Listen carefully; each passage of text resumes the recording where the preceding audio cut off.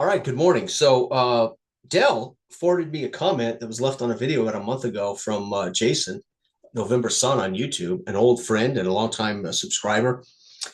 He had mentioned that he had finally had an opportunity to run our game, Dark Age of Man, and be the presenter, which is our GM for his group or family, and gave a brief description as to how that experience went. But mostly, it sounds as if he was felt he didn't do it really well, and he added to that he also doesn't think in general he's a great GM. I don't know, but I doubt that, Jason. I have a feeling you're fine. You're fantastic. But the gist was, could maybe I lend some insight or advice as to how to how to practice or do the naive narrator GM thing. So first, the best thing I can say, number one, of course, read the book, use what we tell you in here. Number one, this is the first guideline toward what we're asking everybody to understand and do. That's one. Two, um, look at these sample adventures. I would suggest, and here's the thing: we put them in here so people could just pick up and play. But really, I put them in here so people they got 5 samples as enough samples so they understood how to make their own. So my second piece of advice is to make your own, write your own first, run your first session, right, with the players saying, listen, for ease of play to get us all in the, how do we do this? We're going to start in Dredgewater. So either you will tell them a little bit about Dredgewater before the session starts with a little info dump, or hopefully they will have read Dredgewater and understand a little bit about the hometown that they would start in here, right? So my first advice is, start with a setting that you either share with them beforehand, so they have some sandbox understanding of what time, place, etc. And you do too, right? So you know that much. Also, make your own of these adventures. Write your own setup, and you're going to provide that with them at the beginning as kind of what, guys, this is where you're going to be. This is kind of what's going on. It's winter, right? And then as you start the session, you're going to have an inciting incident, something that has happened within a few days, or something that's happening right now, whatever. That is going to be happening, or right, literally, it's what's flavoring the entire moment of time and space, right? And then you're going to have a major and a minor dilemma. Again, these you keep to yourself, but you're going to show through the session, through show, don't tell, what's happening that kind of lends toward the major dilemma of what's going on in the region. And my best example is famine, right? The major dilemma is we have a famine. It's winter, people are starving. If I tell you that out of the gate, smart players would say, well, that's kind of a problem. That's ding, that's the major dilemma. Now, how they go about navigating it, surviving it, or even trying to mitigate it, that's on them. That's their business. And then a minor dilemma might be something else. Meanwhile, there's a group of pagans that are stealing what food stores are put away. And that might be a minor dilemma. That on top of the fact that you don't have a lot of food stores, there's a famine going on. There's a group of pagans or a group of Christians that are pretending to be pagans or stealing, whatever your minor dilemma might be about this. Or something like a minor dilemma: Lord Washburn has enough food, but he won't feed his people. He's hoarding it, right? That might be a minor dilemma that you're not going to tell them about again. You're going to maybe show through play or rumors, etc., what they might learn about that. Okay. And then how to earn repute. That's, again, you can leave that completely out, but it's your business. But I suggest you write your own. That's the second piece of advice. And populate your own random seed generator. And remember, populate this with single phrases, I think, are the best. Because you want them vague and simple, because then you can put them almost into any context. If I put in one of those phrases, if I make it a sentence, Lord Dredgewater soldiers are ambushed, shit, how am I going to fit Lord Dredgewater's soldiers are ambushed into any moment, right? But if I put ambushed, ambush could be the players are ambushed. They hear rumor of a traveling merchant that was ambushed. They hear rumor that the soldiers on the southern border were ambushed, right? Ambushed, I can plug into almost any context live. anywhere I want. But if I make it something detailed, like Lord Dredgewater's soldiers were ambushed, am I going to put that in front of them in town? Am I going to, I mean, where am I going to, but ambushed, I'm free to make it Lord Dredgewater's soldiers on the southern border, rumor. Or right now, happening right in front of them as they're traveling on the road, they see an ambush. They see Dredgewater, whatever. So one, really trust that we're going to kind of fill you in and walk you through all of what you need to know to set the foundations for being a GM, right? Second, use one of those sample adventures to set up your first session. My advice is always write your own, because you're going to know, right? You've got your setting, you know that much, and you're comfortable with what you've thought of as your major and your minor dilemma, and you're going to create your own random seeds. And if you keep those vague, you're going to be able to put those into context a lot easier. Third major piece of advice, and I've said this many, many times, I'm going to say it here straight up. Do not know how they can rectify the famine. Do not know how Lord Washburn might feel about poachers outside of the law, period. Though obviously poaching is illegal, but don't make up your mind what Washburn might feel about starving peasants poaching. Don't decide it before any encounter between players and characters and NPCs, what some NPC believes or thinks or wants to do, right? Yes, Washburn is the Lord. He has certain parameters about being Lord of his people and about poachers and about the famine, etc. But you need to not know. There's no story. There's no way to fix this. There's no pathway for them to follow or to resolve. They do not have to embrace the famine. They may suffer because they're not dealing with a famine. They may be suffering. The city may be suffering. Therefore, they can't get done what they want to get done until they move on or deal with it. But they may leave. They may go to Howardtown to avoid the famine. They may say, hey, let's go rob Howardtown, come back here and sell food at inflated prices. They may say, we're going to go to Washburn and negotiate a right to legal hunting so we can help try to feed the peasants. And we want legal right to legally poach for now, and they go and negotiate. Don't decide Washburn would say, out of here, you bastards, nobody can poach. Don't decide any of that.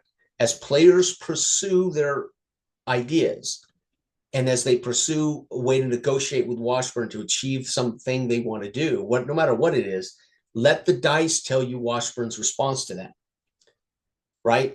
You're a alderman with a prestige of 4, and you're here to negotiate that you want to actually assign 4 soldiers a right to legal hunting so you can start to mitigate starvation for Washburn's people. Washburn may immediately think, that's a great idea. Meanwhile, or he says, you know what? I don't want anybody out there claiming to poach under my name. And they have to make a DV check that, depending on the quality of that idea or the quality of the person that's an alderman versus a peasant. A peasant says, hey, make me a legal poacher so I can feed the people. You're a peasant. I don't trust you. An alderman, whole different animal. So the DV suddenly gets easier with an alderman, or the alderman demands it and comes across as a authoritarian and may piss Washburn off with his arrogance. And so the DV gets harder, right? And they have to make a roll. And the success of that roll dictates whether they get what they want. Washburn says, great, I'm going to write up a legal writ. 4 of your soldiers will have deputies licensed to legally hunt. And I'm going to also deputize them to capture any other illegal poachers while they're out there. Here it is. Here's copies of it. Present this if there's any problems. But only these 4 named men can legally hunt on our behalf, right? Boom, right? You've just deputized a group of 4 men that the alderman names to do some legal hunting, right? If they fail that role, Washburn, right, get out of my face, or I'm not doing it, or hey, good idea, but get out of here. I'm going to send my own soldiers to do some hunting, right? Whatever. So it can be a good idea, and the Washburn just won't authorize this alderman's men to do it for him, right? Because he doesn't want to lose control. You don't have to know why he says yes or why he says no. You don't have to know. All you need to know is the players are going to pursue some direction that ultimately, right, should lead to encounters with things, encounters with NPCs, and then how they go about that. And the dice, trust the dice telling us all how it must go, right? So be naive. Don't know how they can fix it. Don't have a story. You can have a setting. You can have people. You can have problems. You can have variables arise, but don't connect the dots beforehand. As you play, you'll naturally say, "Oh my God, they're traveling to Howardtown, and I just rolled ambush. Perfect." So they're ambushed by a bunch of starving peasants on the road to Howardtown. It contextually, it's easy to plug in, right? And it's part of the world they're living in. It's not trying to derail their want to go rob Howardtown food. They can still do that, but they're going to have to deal with an ambush right now. And how they deal with the ambush, they fight them off, they take them ransom, or they convince them, hey, help us go rob Howardtown. You guys are wanting the same thing we want. So you recruit them. Don't decide that they are going to be killed by the bandits. They might negotiate. They might actually recruit those bandits. Hey, help us go rob Howardtown. We'll bring back food for everybody. Don't decide, right? The bandits ambush them, but don't decide it has to be a fight to the death, right? So you really play and allow as the players respond, trust the players. If a player responds negatively and wants to kill all the bandits, not negatively, a player responds seeing the bandits as a life or death threat and they want to waylay the bandits, so be it. If they want to not kill the bandits, but arrest them or to negotiate with them or scare them off, allow them to pursue those angles as you roll dice. Dice will tell you whether they're successful or they're not successful. We don't have to know the motivations. We don't have to know the logic. Where did the dragon come from? Why did the dragon here? All that matters is the dragon has showed up and he's done what he's done. You don't have to have the answers right now. As players pursue their interest in investigating the dragon, because the players want to know his motivations, cool. Who are you guys going to talk to find out if this dragon has motivations? And one guy in the party says, hey, I want to go up to the castle and talk to Washburn or his right-hand man and ask him if he knows why the dragon's suddenly showing up and waylaying our people, because it's not happening anywhere else. It's happening here. What's up? So they go up and he gets in the right-hand man's ear and he whispers in his ear, and we have a high DV because he's trying to learn something. He makes a roll versus his prestige or his luck. And he rolls a critical success and he says, hey, come over here. And he walks him over to the dark corner and says, listen, here's the deal. Do not tell anybody I told you this. Washburn promised his youngest daughter to the dragon when she was born, and on the 8th birthday that she would be sacrificed. Well, she turned 10. 2 years ago, she was supposed to be sacrificed to the dragon. Don't tell anybody I told you that, but I'm pretty sure that's why the dragon pissed off. Now get out of here, right? So their pursuit of something and their successful dice rolls would in flavor. Okay, they clearly think the dragon has a legitimate motivation. I don't know it. I do not know it. But as they investigate and they succeed at a die roll, I'm going to have to come up with a motivation. Cool. Now they know something. They know now that Washburn reneged on a deal with the dragon. But you don't know, why did he make a deal with the dragon? I don't know either. I don't know why he made a deal with the dragon, right? So let it all grow. We talk about this right here. This is the gist of our game style, the gist of Dark Age of Man, and everything we want to do, Jadel and I want to do as players and GMs. Plant the seed, watch it grow, and blossom into these things, right? Do not prune the tree, right? Let it bush.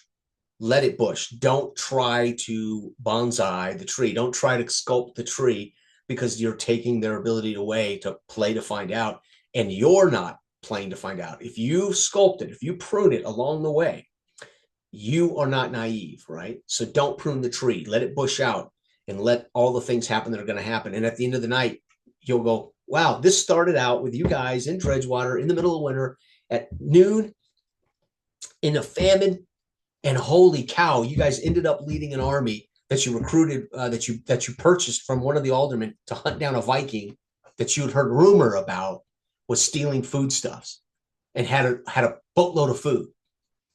You ended up chasing down Vikings that had food. I didn't know there were Vikings that were stealing food. All this shit happened as we played, right? As it all kind of come to mind, or etc. So one, really read it and trust what we're trying to set you up with. Two, write your own one-page. I mean, I literally make it easy. Even if it's just one sentence on those things, and then populate your own with simple phrases, because you will already understand the context. That'll be everything you do know, right? And then you all know whatever the setting is. Hey guys, we're in Dredgewater. It's winter, or whatever setting you put them in. Hey guys, you're in Ireland, and you have been sent over by the king to negotiate with the queen an alliance against the Vikings that will be showing up in spring, right? So you set them up. You're in Ireland, and you're there to negotiate with the queen to unite again as an alliance against the springtime invasions that are inevitable with the Vikings. And they know their characters are in Dublin, Ireland, to do this, right? Okay, so that we all know. And then you're going to know that little bit of major dilemma, minor dilemma, and you're going to know that inciting incident. And you're going to present those things as show, don't tell. They're going to know the inciting incident. That is going to be something they absolutely know. But the major minor dilemma, they're going to learn about as they play. It's going to be shown to them. Hey, there's a famine on. They or may not recognize the famine is the real problem. Doesn't matter. They can embrace it. They can navigate it. They can try to deal with it, but they don't have to. They can just navigate it. They can ignore it. They're going to be affected by the famine because everybody else is affected by the famine. That's why the dilemma is a problem, because it's going to make other people negotiate everything via food. Listen, I don't want your coins. I need food. You want me to fix your sword? You got any food? Right? If you don't have food, get the hell out of here. I'm not fixing. I need food. I don't want you silver. I can't eat silver. So right now, until you can pay me with food, I'm not fixing your sword. Right? So the world begins to push back the major dilemma upon the party. And then you should be rolling your random seeds as you feel they would naturally come up, right? So they go in a certain direction, or it's kind of a lull and they're just moving through town. You roll something, hold it in your pocket. If it doesn't make contextual sense, use it immediately with somebody in the party. If it does, use it 5 minutes from now when they're on the road traveling, ambush, perfect time for an ambush. I'm going to roll it out on them right here. So, and use that liberally, but in kind of a rhythm and a flow of how the session's going. So if they're hot on the heels of the Vikings with an army that they just bought away from an alderman, rented, we're going to rent your army to hunt the Vikings. The alderman says, okay, cool. You pay their salaries and you pay me 5 silver, take my army for 10 days. Here's a writ that this is your army. Take them, hunt down the Vikings, right? But I get the Vikings horde and I want all credit because they're my army. Right. And you negotiate that deal. And so while they're pursuing the Vikings, you make a couple of rolls. Good time to put them in, maybe not, because right now what's happening is more exciting than some variable that comes up. Just trust that, right? But the key is do not know. Do not have an answer to how they can solve problems. Do not know why Washburn is doing a thing. Just know that a thing is happening. Washburn may or may not have anything to do with it, or Bill or Skip or the dragon or whatever you're going on. And as the players pursue things, they make Washburn relevant. Washburn hasn't been mentioned, but one of the players says, I want to go talk to Washburn about this famine. Okay. And so we meet Washburn, and the player says, hey, listen, what are you doing to mitigate this famine? And they may be there literally just to interrogate the Lord. And the Lord may say, who are you? Get the hell out of here. Or they're there to say, hey, listen, we can mitigate this, but it might be nefarious, right? And let them play. And meanwhile, Washburn's reactions to that, Washburn wasn't involved until they went to Washburn. Now his reactions based on dice roll, yeah, good idea, no bad idea. It might also lead to moments where you say, okay, not only that, they felt this roll so bad, Washburn kicks him out, and it tells me, why did Washburn so negatively affect? I'm thinking, what would he? Okay, because he is hoarding food. And so I know now that the reason he reacted so negatively is Washburn is hoarding food. He doesn't want anybody else getting his food, right? Poaching or whatever, right? So anyway, you just got to kind of trust it. I let players go any direction. So I might have 4 players. One's over here hunting and poaching in the woods. The other one is here working with the Washburn, trying to resolve another one's an alderman. He comes back and says, I want legalized poachers for 10 days to try to mitigate the famine. And you got a third person who's playing, I'm an apprentice blacksmith and whatever's happening there, right? And so every time I roll that random seed chart, I can put in context whether it affects the blacksmith, whether it affects the alderman, whether it affects the guy that's poaching in the woods. You can kind of put all those things together. So the key really is improvisational play. Let the players have their reins. You want to keep the theme. You want to keep the time and technology in check. You want to kind of remind them what you're doing, so you don't want somebody going way outside. If they do, then obviously they're not playing authentically toward the genre or toward the ideal of why you're choosing a social contract to do this thing. And the players have an idea, let them pursue it, because that becomes the thing you don't have. You do not have written material. You do not have a module. You do not know what's happening. You don't know why it's happening. You don't know where it's going to go. And you don't know how the players might mitigate the problems because it's not written for you in a campaign book or a module. So the players should be acting and motivated toward it. Now, here's the problem. If you're playing with a group that is completely accustomed to passive play, they're accustomed to the GM telling them to tell and then saying, what would you like to do? It's going to be a rough night. And how you GM is going to be paramount to. But if you're playing with players that are habitually in the passive role, and they only do what they're asked to do or told to do or put in front of them, hey, you're in, this is what's happening. We want you. The king has said to you, I commissioned you to kill the goblins. And so they know what they're doing. So, oh, we're off to kill the goblins. That's going to be harder. That doesn't mean you can't give them a mission. You can't, as the Watchman, say, hey, mitigate this famine thing. I want you to go rob Howardtown. Leave my name out of it. They can't know that I've commissioned you to rob Howardtown. But you can give them a mission if that helps. But you still don't know, any more than that. And then the players set out to rob Howardtown, and you find out as you play, right? So what might help at the beginning is if you're with players that are passive and they aren't the kind of creative problem solvers that say, hey, I am playing a priest who has heard about this rumors that the pagans are stealing foods. And I want to mitigate this before it becomes a slaughter where Christians start killing the pagans because there's a famine on. So that character comes up with an idea to try to investigate and find out if there are pagans stealing food, if there are, how he can stop it, or how he can help those pagans stop it, or how he can mitigate whether the Christians might turn on the pagans because of this rumor. And they're pursuing their own means and ends. So let them. But if you're playing with guys that are accustomed to be told, hey, you're in a tavern, a guy walks in and says, hey, we got a goblin problem. I'm going to pay you all 5 gold. Go get the goblins. Then it's going to be harder, right? So you could still do that and let them play. Be naive. Don't know why. Don't know how. Don't care. What is the motivation on my chart when ogre shows up? All that matters is ogre has showed up. I don't need to know where he came from, why he came. He's here and he's wrecking downtown Dredgewater. He has torn the doors off the Blackleaf Inn and pitched them into the river. And he's grabbing, patrons out and tearing their heads off in the middle of the street. That's all that matters. Oh shit, ogre downtown, Dredgewater. I don't have to know any more than that. And let them play and let them pursue. And then when they deal with the ogre, and you can say, oh, the Lord wants to reward you for killing the ogre.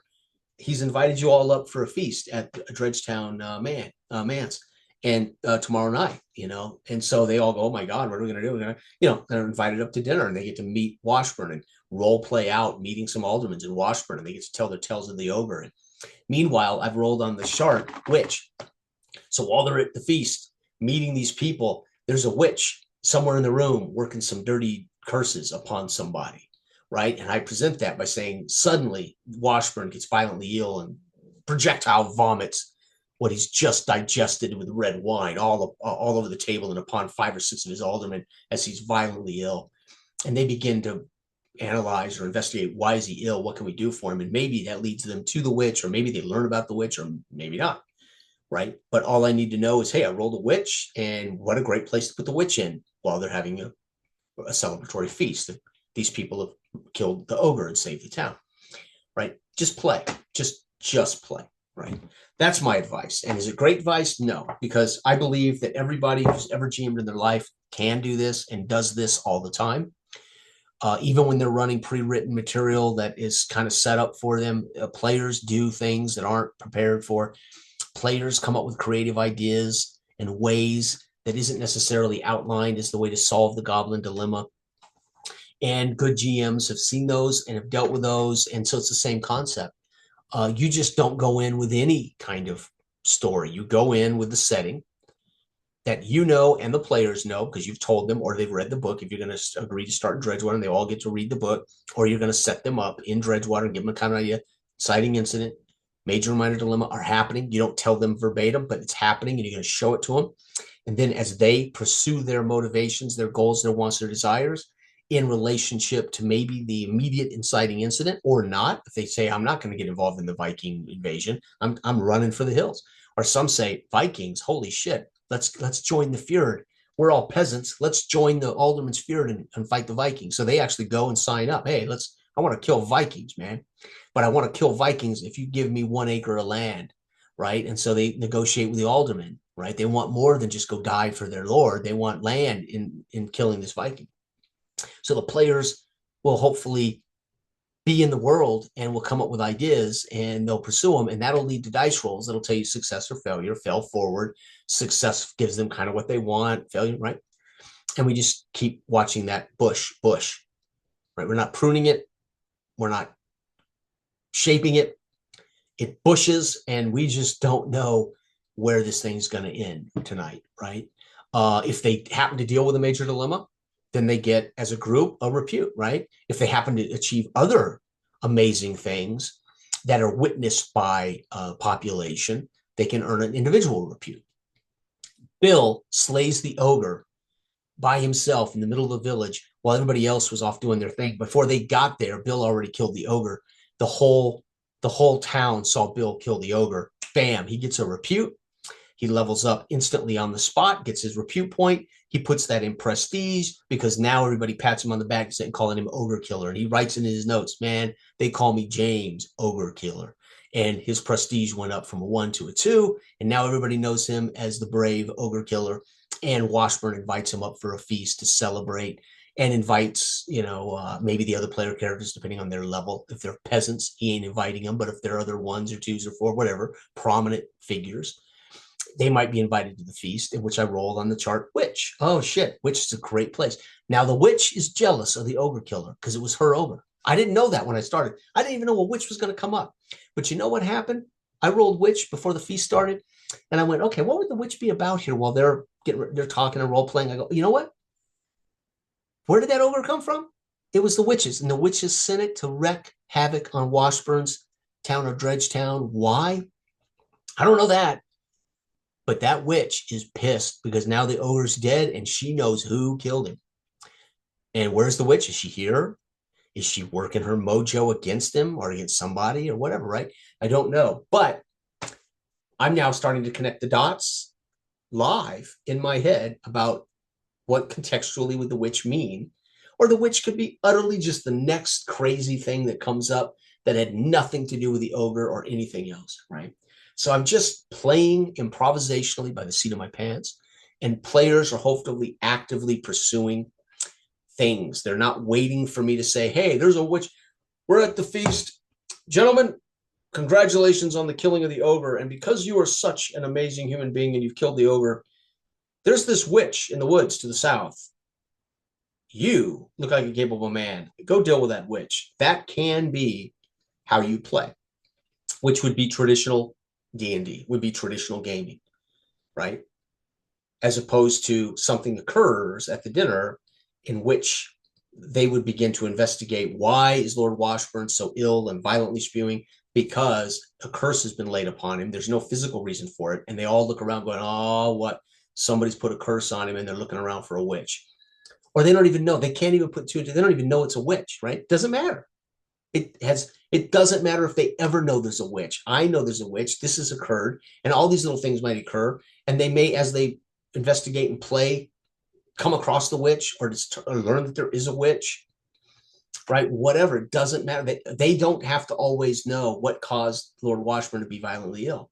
If they care, they'll investigate, and as they investigate with some successful dice rolls, they might find out from the Lord's doctor that, hey, I've seen this before. This is unnatural. This isn't because something he ate. This isn't an illness. This is a curse. There's a witch around here somewhere in town. They got to be within so many miles for this to happen. This witch cursed him. And then the party now knows, the group now knows, oh shit, there's a witch about, right?